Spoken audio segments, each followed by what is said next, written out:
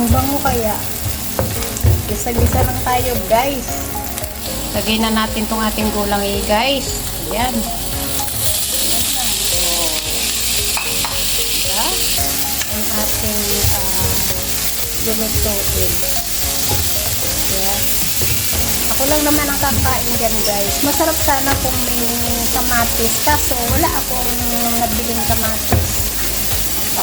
Bibili na lang ako mamaya. Ayan, guys. Diba? Oh.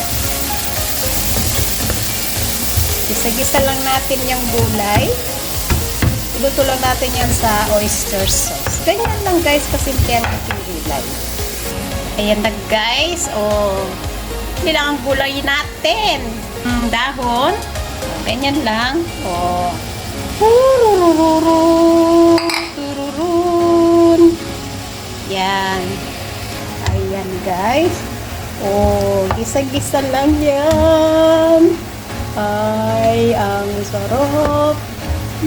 Basta meron akong rice, masaya na ako at gulay, okay na yan. Ayan, o, diba? Ginisang gulay. Pinasigisa ko lang yan, guys. O, okay na yan. Solve na ang aking pananghalian. Yan. May muta pa yata, guys. Charot. Ayan. Itago natin yung hipon kasi magagalit yung amo ko. Alam niya kasi na bawal ako sa hipon. Ay ako naman is matigas ang ulo.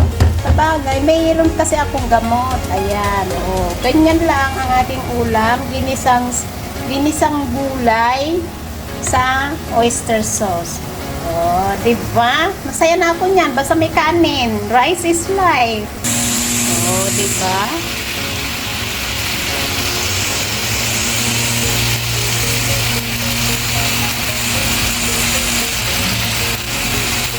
Ayan.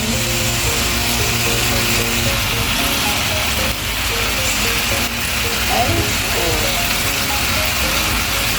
Ganyan ang buhay ko, guys. Sabay.